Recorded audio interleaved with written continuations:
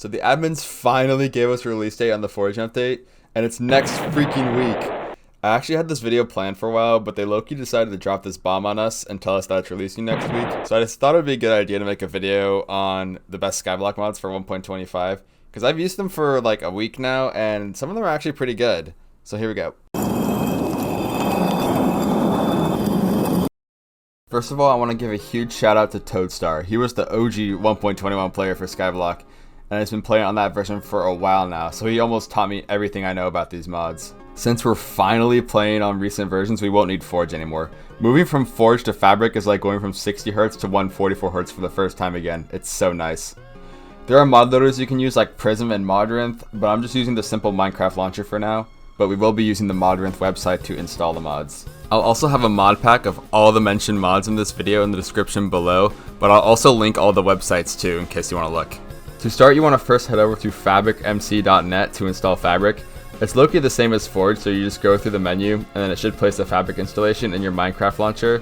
And all of your mods will be in the .minecraft folder and the mods folder, just exactly like how Forge was. I like to have folders for different mod profiles in there so I can swap easily if I ever want to play Dungeons, since it low-key kind of sucks on recent versions, but this isn't Dungeons, this is Foraging. So now we're actually going to move on to installing the mods. We're first going to start off with dependency mods, because the only downside of Fabric is that most of the mods require separate dependencies for them to actually work, so we'll just get those out of the way to start.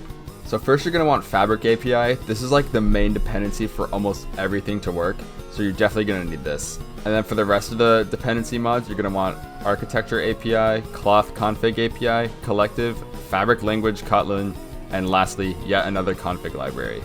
These dependencies are crucial for your mods to work, so there's no way of getting around these. You have to keep these installed for your mods to work.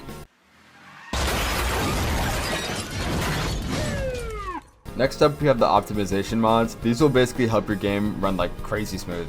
So first up, we have Sodium. I mean, you've probably heard of Sodium. Sodium is like the Optifine of recent versions. It adds like a special video settings menu that basically acts like Optifine, where you can change specific settings to however you like. There's also an add-on mod for this called Reese's Sodium Options that makes the menu a lot easier to navigate, so you can also install that if you like. Next, we have more culling. If you don't know what culling is, it's like an optimization technique where the game only renders what you can actually see, which is super weird to think about when you're in game, because it literally means that nothing is behind me right now. It's just a blank sky with nothing. Until I look at it.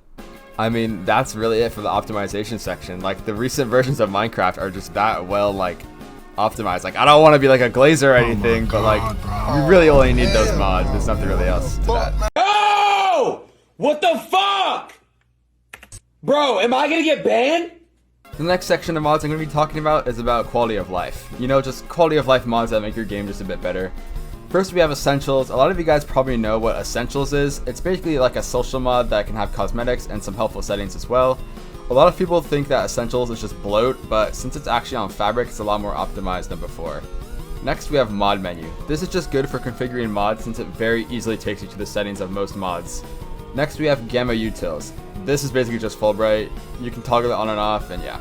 Next is Better F3, which is a customizable F3 menu, so you don't have to look at the eyesore of regular F3. Cubes without borders, borderless full screen, if you're into that. Great scrollable tooltips. More chat history.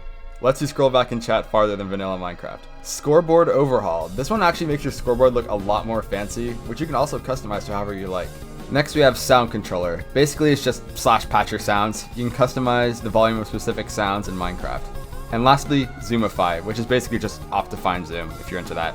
So that's the end of QOL, which then we can finally move on to the actual main course.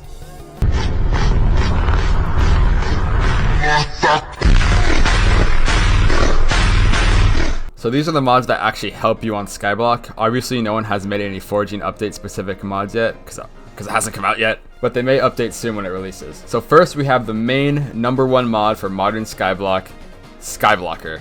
Skyblocker is basically the Skyhandy /Odin /Skychill /everything mod for modern Minecraft. It has most basic and advanced mods for multiple areas of Skyblock, like it has Kudra, it has Slayer, it even has dungeons, yeah. This is also the mod that adds the health and mana bars at the bottom, but you can turn those off if you want to.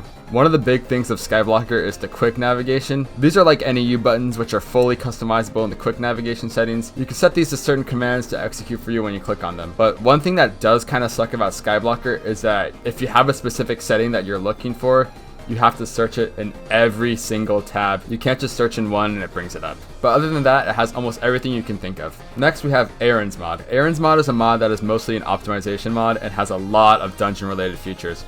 But lowkey, I don't know why you want to play dungeons on recent version if you're not able to stonk. There's also a text replacer, which is like NEU rename, but for some reason they made it insanely annoying because you have to type in JSON format instead of just using the ampersand symbol like on NEU. But there is a website for that makes it easy that I linked in the description.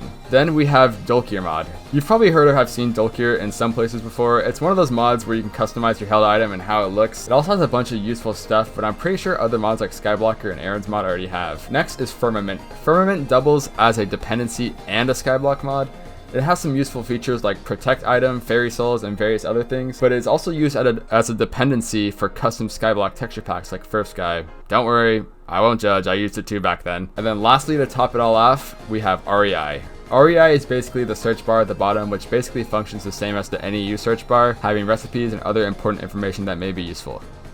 So yeah, basically that's it. These are the mods that I would recommend for the foraging update, but you can add and remove any mods that you like. This is just like a recommendation. Like I said earlier, there's going to be a mod pack with all the mods below in the description, and I'll also add every single Modrinth link to each mod as well so you can look at it. Thank you guys for watching, and I'll see you next week. Bye!